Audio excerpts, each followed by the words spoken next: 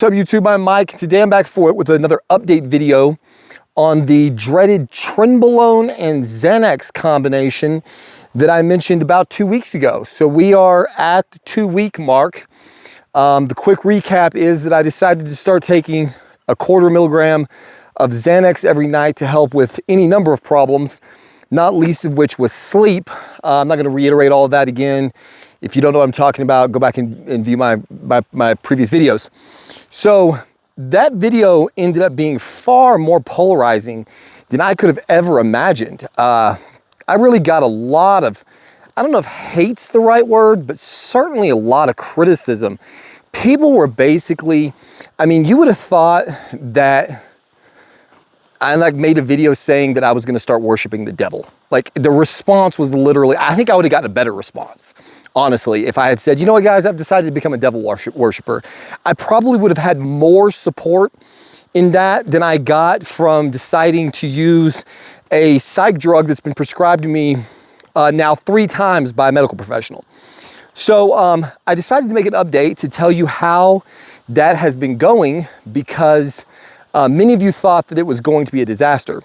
I am very, very happy to report that it has been the absolute polar opposite. It's been one of the best decisions I've made probably in the last 5 years, honestly. Basically everything with the exception of reducing my resting pulse significantly that I hoped to gain from taking the Xanax, I have received. My sleep quality has continued to be substantially better. The day-to-day anxiety that I feel is night and day. Even at this small dose, it's just phenomenal what it's been for my psychological well-being. And because of that, the well-being of my entire family. I'm just not so miserably wound up all the time and incapable of sometimes functioning.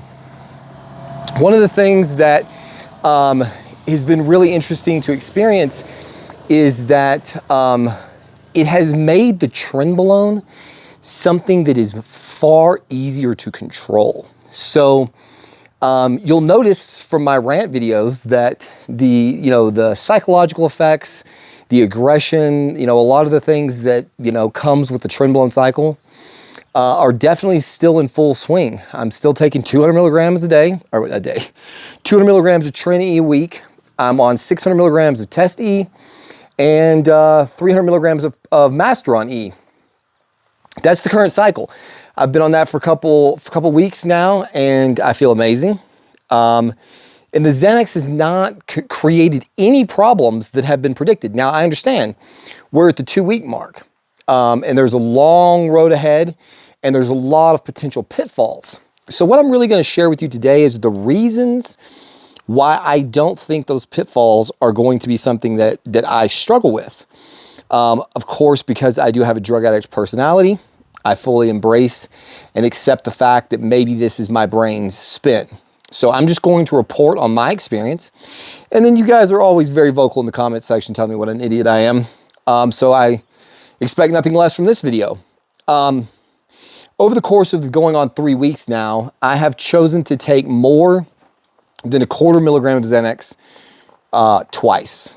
If that's assuming you don't count the very first time that I took a Xanax, which was like over a month ago when we had an RV disaster. So since I got the prescription a couple of weeks ago, I have gone to a 1/2 milligram twice.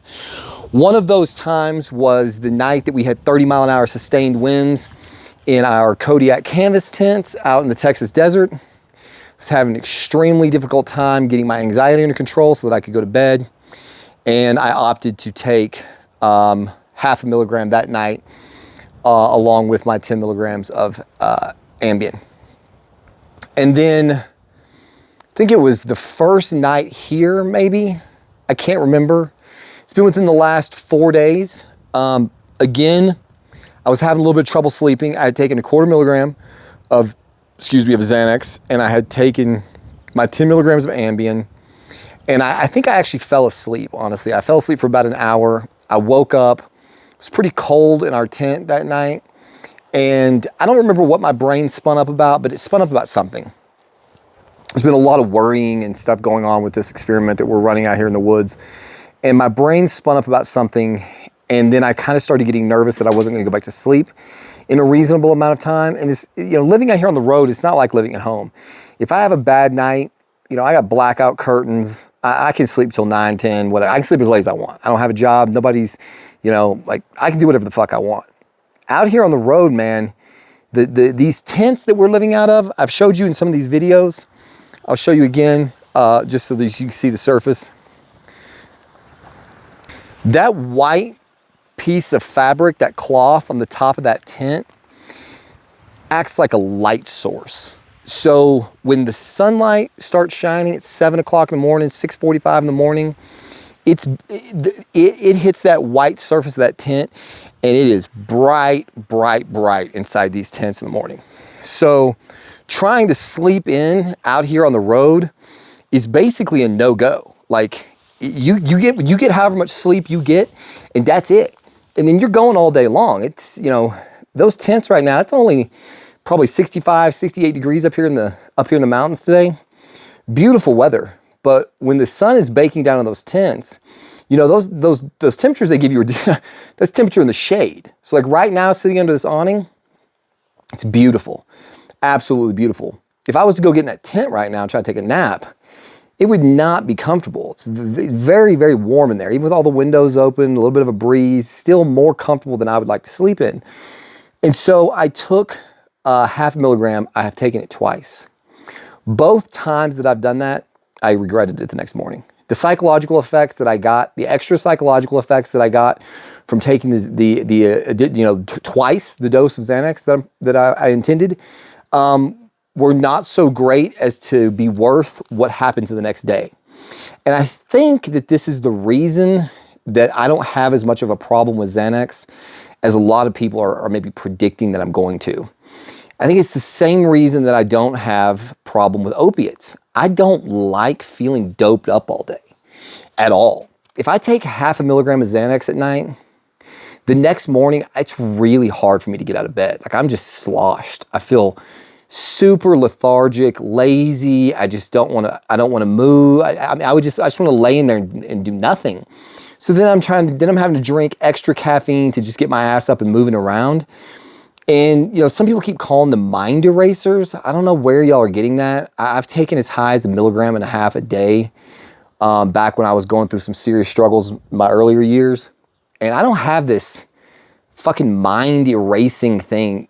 I've never experienced that. I have very, very vivid memories of my entire lifetime that included Xanax in it. Really too acute. I mean, that was like part of the problem. Like I was taking Xanax because I couldn't cope with the fucked up shit that was going on in my life. It would have been great if they had actually done what some of you guys talk about and have erased my mind. I don't get it.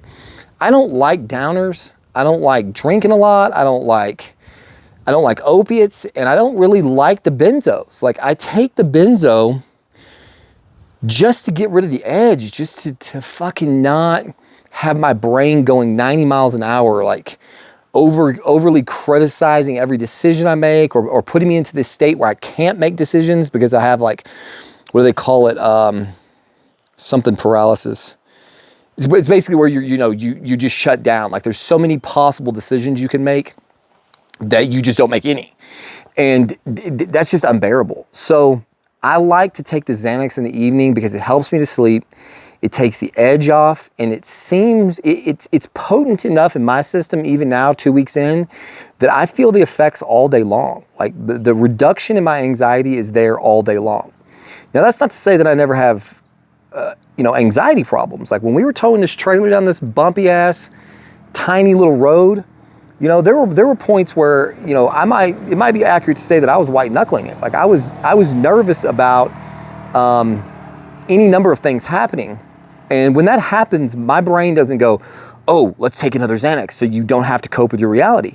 I'm not taking the fucking Xanax to not cope with my reality. I'm taking the Xanax to help making coping a little bit easier, I guess, but I still want to have the full gamut of experience. And so, you know, the last time we towed this trailer to get to where we're at now there was a lot of anxiety involved in that experience for me, and I just embraced it. I didn't immediately feel the need to take a drug to make it go away.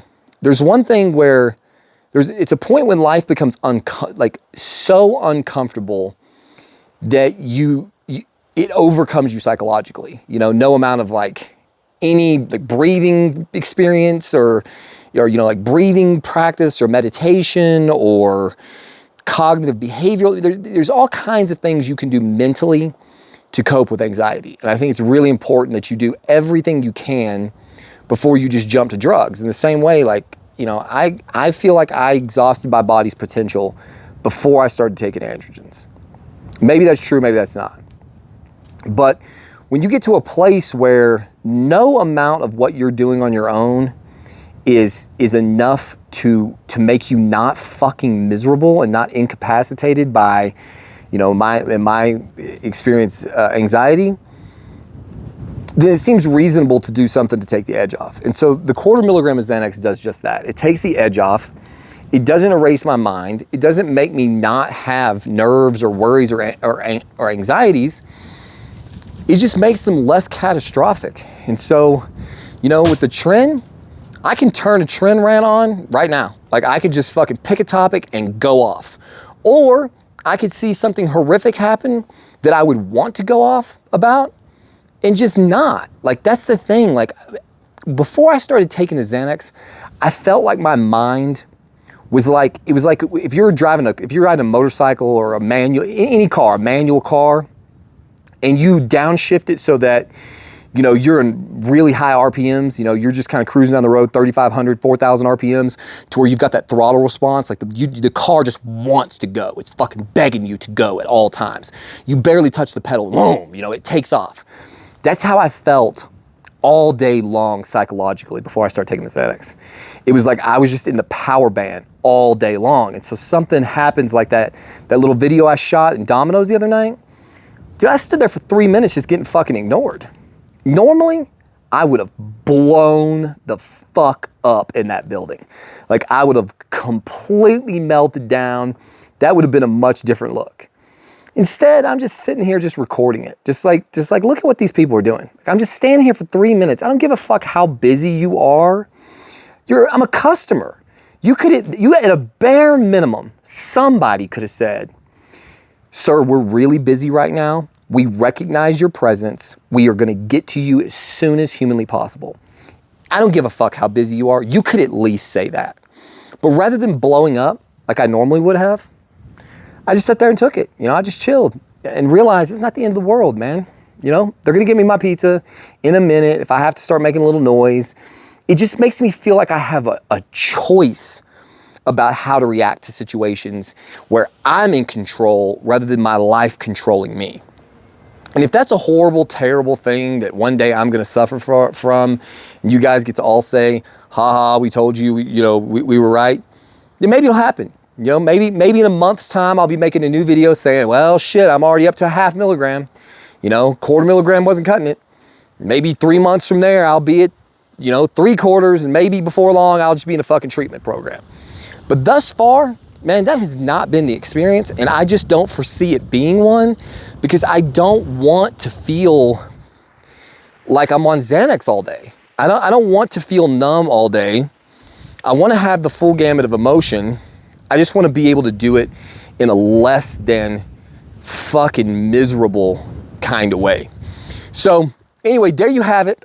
Week 2 of a 1/4 milligram of Xanax. I'm taking 10 milligrams of Ambien at night to sleep. I had hoped I could cut that down to 5 milligrams. I successfully did that for a while, and I still can. It just kind of depends on the day. It's like I can be getting 7 hours of sleep out here, 6.5 hours of sleep out here sometimes. And I'm at the end of the day, man, I'm just a night owl. I know some of you guys don't understand that. It doesn't have anything to do with the trend. The trend makes it worse probably, but I can get 5 hours of sleep and be dead tired all day long. The sun goes down, gets to about 11 o'clock, and I just spin up, man. It's just in my nature. I'm like a fucking vampire. The fucking sun goes away and I just get on the prowl. And so it doesn't matter how dead tired my body is, my brain will just spin up at night.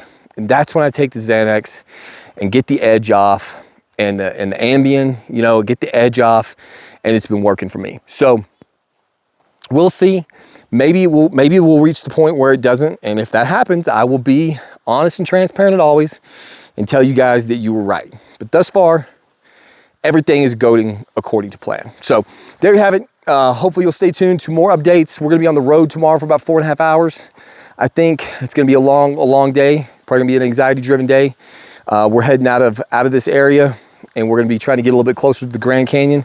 We got a couple of nights booked at a hotel. I think we're gonna stay at the Crown Plaza in Albuquerque, and just kind of get a break from the road. You know, we're filthy dirty, and this has been a good proof of concept trip.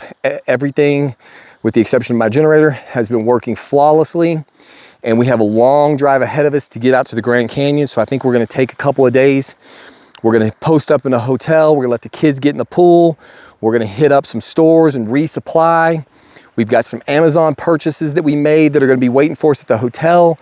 So it's just gonna be kind of a pit stop so that we can get our bearings and make some decisions and reset and get nice and clean, get some showers, and head back at it after this holiday weekend. That's the other thing. It's a holiday weekend, so a lot of these camping spots are just going to be full of drunk idiots and hard to get get access to them. And I hate Memorial Day, man. I think that's what it is, Memorial Day weekend. I hate it. It's always when I usually like to fish this time of the year, and this is like the worst weekend in the world to take a boat to the lake, because every lake in America, you got these assholes that have these big giant boats that they don't know how to load or unload. They barely even know how to operate them. And I swear to fucking God, they only take them out of the storage like twice a year.